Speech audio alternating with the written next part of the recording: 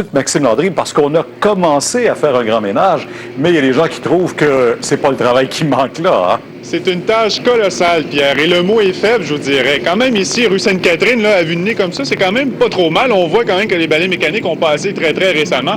Je peux vous dire qu'ailleurs, là, c'est vraiment pas évident. On s'est promené un petit peu, nous, aujourd'hui. On a vu un petit peu les images de désolation, si on peut dire, en termes de malpropreté. Regardez ça, des ruelles dans le secteur de Plateau-Mont-Royal, dans le secteur de Rosemont, Petite-Patrie. On préfère la neige dans ce temps-là. Hein? Oui, disons que le beau duvet blanc est mieux. Vous voyez, entre autres, les colbues qui sont à l'œuvre. Et les colbues nous le disent, et les citoyens aussi, à quelque part, là, les Montréalais ont tendance à peut-être se laisser aller quelquefois.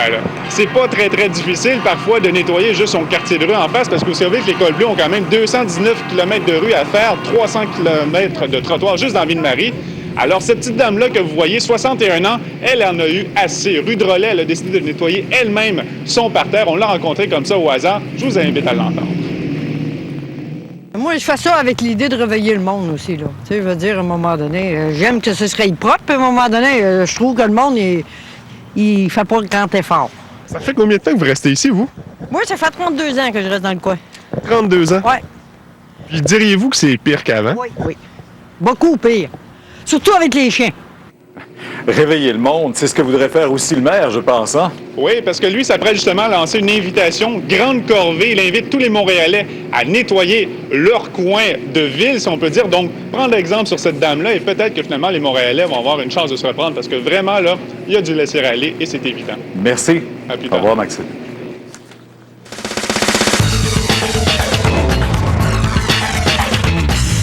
On va aborder cette question-là aussi avec Annie Gagnon. Bonsoir, Annie. Bonsoir. C'est vrai qu'il y a la responsabilité de la ville, mais il y a la responsabilité aussi du citoyen. Hein. Énormément, parce que tous ceux qui nous écoutent à la maison, sachez qu'il y a 3 règlements sur la propreté qui existent à Montréal.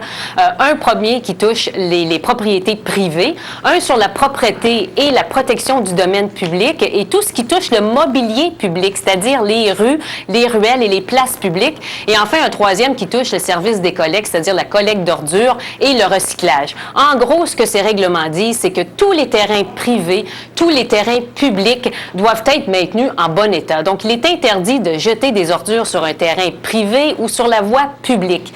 Il est aussi interdit de jeter des ordures, en fait, ou de déposer ou d'entreposer des matières nuisibles sur un terrain vacant. Qu'est-ce qu'on entend par matière nuisible? Ça peut être toutes sortes de déchets, des débris de matériaux, des carcasses de voitures, de la mauvaise herbe, du fumier, de la ferraille, en fait, tout ce qui constitue une nuisance pour la santé du public et la sécurité du public. Et si vous êtes propriétaire d'un chien, vous devez savoir que vous devez ramasser les excréments de votre animal. Est-ce qu'il y a des gens qui inspectent, qui viennent vérifier? Justement, j'arrivais à ce point. Il y a des inspecteurs qui sont chargés de faire appliquer ces règlements à la Ville de Montréal. Ils peuvent vous prendre en flagrant délit ou ils peuvent se fier aussi à des preuves. La localisation d'un sac à ordures, par exemple, vous vous souvenez, ces inspecteurs qui fouillaient littéralement dans les sacs pour trouver l'adresse du contrevenant. Ça, c'est une façon. La Ville reçoit aussi beaucoup de plaintes. Si votre voisin a tendance à polluer un peu, elle envoie ses inspecteurs pour constater l'infraction. La Ville envoie un ou plusieurs avis au contrevenant. Si le contrevenant persiste et ignore ses avis, bien les inspecteurs se constituent une preuve et peuvent poursuivre le contrevenant en cour municipale. Et évidemment, il y a toutes les amendes qui sont reliées à ça parce qu'il y a des amendes. Elles sont beaucoup plus sévères pour un citoyen que pour une compagnie. Pour un citoyen, par exemple, ça peut varier entre 75 et 136 $. Par exemple, si vous ne ramassez pas les excréments de votre animal, vous faites face à une amende d'environ 85 $.